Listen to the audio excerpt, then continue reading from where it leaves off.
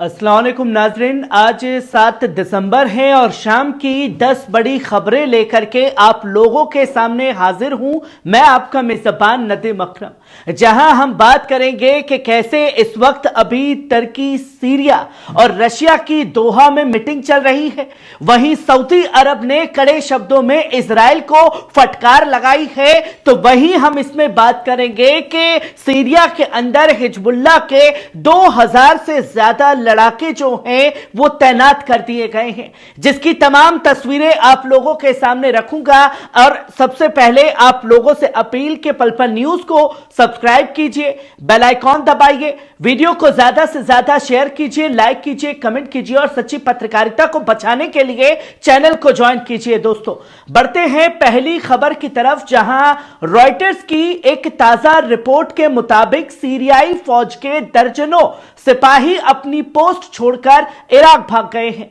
यह घटनाक्रम सीरिया के मौजूदा संघर्ष और बढ़ते तनाव के बीच सामने आया है, जहां सूत्रों के मुताबिक सीरियाई फौज के ये सिपाही इन इलाकों से भागे हैं जहां हाल के दिनों में भारी संघर्ष और बमबारी हुई है। इराक पहुंचने के बाद इन फौजियों ने अपनी जान बचाने के लिए स्थानीय अधिकारियों से मदद मांगी है।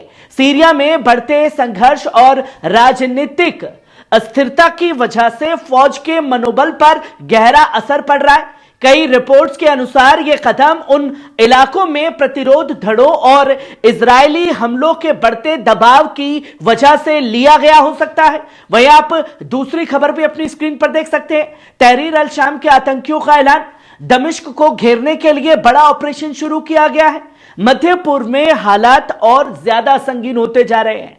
तहरीर अल शाम के आतंकियों ने ऐलान किया है कि उन्होंने दमिश्क को घेरने के लिए एक बड़ा ऑपरेशन शुरू किया है।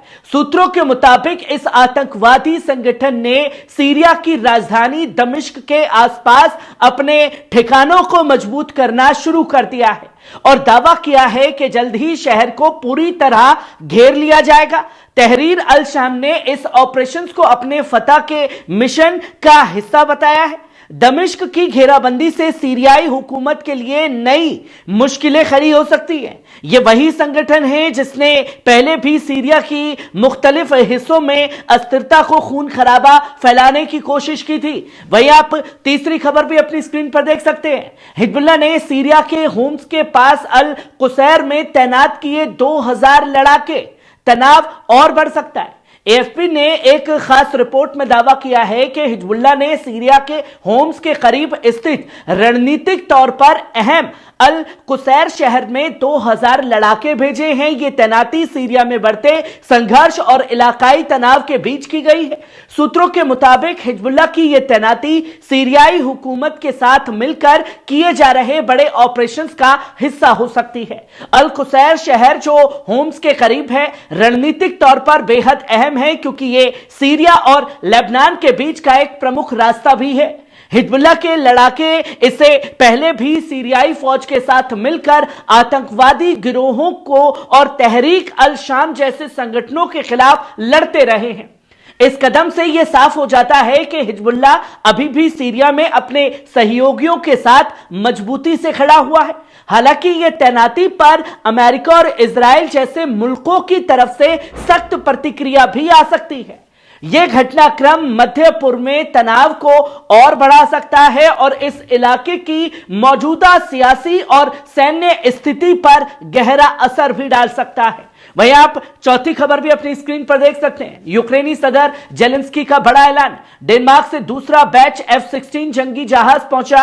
रूस के खिलाफ जंग में नई ताकत। यूक्रेन के सदर व्लादिमीर जेलेंस्की ने ऐलान किया है कि डेनमार्क से F-16 जंगी जहाजों का दूसरा बैच यूक्रेन पहुंच चुका है। यह यूक्रेन के लिए एक बड़ी कामयाबी मानी जा रही है जो रूस के खिलाफ जारी जंग में नई ताकत और रणनीतिक बढ़त देगा। वहीं जेलेंस्की ने इस कदम को रक्षा क्षमताओं को मजबूत करने का एक महत्वपूर्ण हिस्सा करार दिया है। उन्होंने कहा है कि यह जंगी जहाज यूक्रेनी फौज को आसमानी हमलों और जमीनी अभियानों में मदद करेंगे। वहीं डेनमार्क की तरफ से यह सहयोग नाटो सहयोगियों की ओर से यूक्रेन को मिल रहे समर्थन का एक और उदाहरण है। जहां यूक्रेन इस समय रूस के खिलाफ अपने इलाके और नागरिकों की सुरक्षा के लिए बड़े पैमाने पर अंतर्राष्ट्रीय समर्थन जुटाने में लगा हुआ है।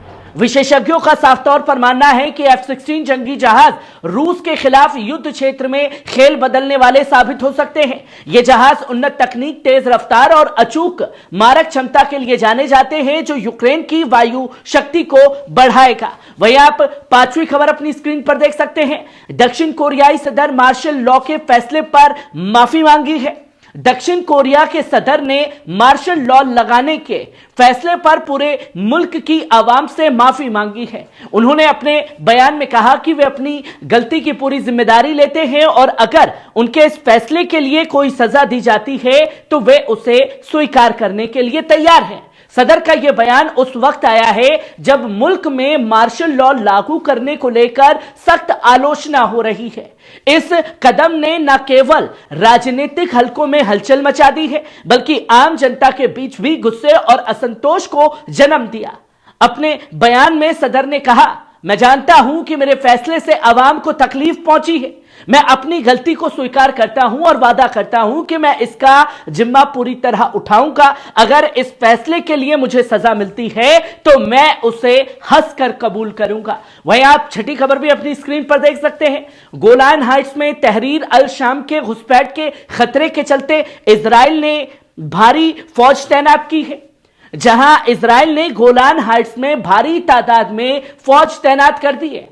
यह कदम तहरीर अल शाम के आतंकियों के इजरायली बस्तियों में घुसपैठ के संभावित खतरे को देखते हुए उठाया गया है। एक नया ड्रामा जो है वो इजराइल की तरफ से शुरू किया गया है, जो ये बता रहा है कि तहरीर अल शाम जो सीरिया में एक सक्रिय आतंकवादी संगठन है, गोलान हाइट्स के इलाकों में हमला कर सकता है।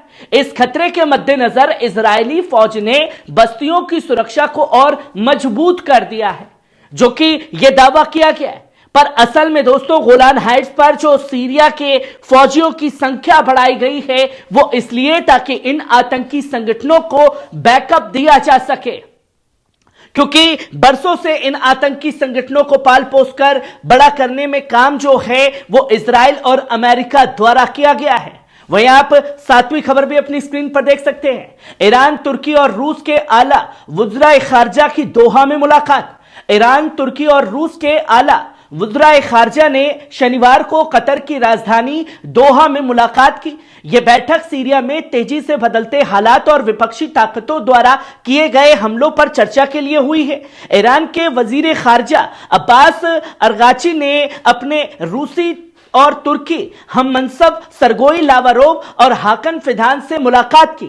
इस दौरान सीरिया में मौजूद सियासी और फौजी हालात पर तफसील से बात हुई। सीरिया इस वक्त गंभीर संकट से गुजर रहा है, जहां विपक्षी ताकतों ने एक तेज कार्रवाई में मुल्क के कई हिस्सों पर कब्जा कर लिया है। इस बैठक में 3 दशकों से सीरिया की सलामती और स्थिरता को सुनिश्चित करने के लिए आपसी तालमेल और रणनीतिक ताउन पर जोर दिया जा रहा है। वहीं आप आठवीं खबर भी अपनी स्क्रीन पर देख सकते हैं।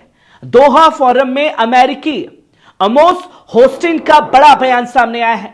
अमेरिकी एलिच अमोस होस्टिन ने दोहा फोरम के दौरान बयान दिया है कि सीरिया की मौजूदा स्थिति लेबनानी संकट हिजबुल्लाह के लिए नई कमजोरियां पैदा कर रही है। उन्होंने कहा कि ईरान के लिए सीरिया के रास्ते हिजबुल्लाह तक हथियार पहुंचाना अब पहले से ज्यादा मुश्किल हो गया है। हॉस्टिन का मानना है कि ईरान जो लंबे समय से सीरिया में हिजबुल्लाह को समर्थन देता रहा है, अब वहां से पीछा हटता हुआ दिखाई दे रहा है। इस कदम ने हिजबुल्लाह की ताकत और उसकी रसद पहुंच पर बड़ा असर डाला है। दोहा फोरम में दिए गए इस बयान को मध्य पूर्व में बदलती रणनीतियों और अमेरिका की बढ़ती सियासी सक्रियता के तौर पर देखा जा रहा है, जहां सीरिया की मौजूदा स्थिति और ईरान हिजबुल्लाह रिश्तों पर बयान का दूरगामी असर भी हो सकता है। वहीं आप 9वीं खबर भी अपनी स्क्रीन पर देख सकते हैं। सऊदी वजीर खारजा प्रिंस फैसल बिन फरहान का बयान। सऊदी अरब के वजीर खारजा प्रिंस फैसल बिन फरहान ने गजा जंग को लेकर गंभीर चेतावनी दी है। उन्होंने कहा कि यह जंग और इसका इलाकाई विस्तार आलमी सलामती के निजाम को कमजोर कर रहा है और अंतर्राष्ट्रीय कानून और उसूलों की साख पर सवाल खड़े कर रहा है। म्यांमार में आयोजित 20वें डायलॉग के दौरान उन्होंने इजराइल की तरफ से संयुक्त राष्ट्र और उसकी संस्थाओं को निशाना बनाए जाने की आलोचना की। उन्होंने कहा कि गजा जंग से न सिर्फ क्षेत्रीय बल्कि अंतर्राष्ट्रीय कानून की विश्वसनीयता को नुकसान हो रहा है। प्रिंस फैसल ने अंतर्राष्ट्रीय बिरादरी से अपील की कि गजा में इंसानी मदद पहुंचाने में आ रही रुकावटों को दूर करने के लिए ठोस कदम उठाए जाएं। उन्होंने नफरत फैलाने वाली तहरीरों और वेस्ट बैंक को इजराइल से मिलने वाली यहूदी बस्तियों के विस्तार और दो रियासती हल में रुकावट डालने वाले इजरायली कदमों की कड़ी आलोचना की है। वहीं आप 10वीं और आखिरी खबर भी अपनी स्क्रीन पर देख सकते हैं। सीरियाई विद्रोही कमांडर हसन अबद अल गनी का बयान सामने आया। सीरिया के विद्रोही समूह के कमांडर हसन अबद अल गनी ने शनिवार को एक बयान जारी कर कहा, सभी मजहबी अक़लियतों को यकीन दिलाया कि विद्रोही ताकतों का मकसद फिरका वारियत को बढ़ावा देना नहीं है। उन्होंने कहा कि उनकी लड़ाई जुल्म और तानाशाही के खिलाफ है और यह दौर अब हमेशा के लिए खत्म हो गया है। यह बयान उस समय आया है जब विद्रोही लड़ाकों ने हाल ही में सीरिया के बड़े इलाकों और अहम शहरों पर कब्जा कर लिया है। पिछले हफ्ते शुरू हुए हमलों में मिलिट्री ऑपरेशन एडमिनिस्ट्रेशन के नेतृत्व वाले गठबंधन ने सिर्फ कुछ दिनों में अलेप्पो और हमा जैसे बड़े शहरों को हुकूमत के कब्जों से छीना है।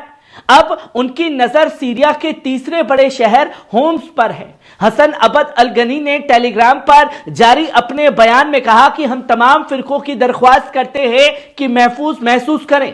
फिरका वारियत और जुल्म का दौर हमेशा के लिए खत्म हो चुका है। ये बयान जो है बीच बीच में जारी किए जा रहे हैं, जिसकी तस्वीर लोगों के सामने है। कैसी लगी खबर कमेंट बॉक्स में आकर के अपनी राय जरूर दीजिएगा। शुक्रिया।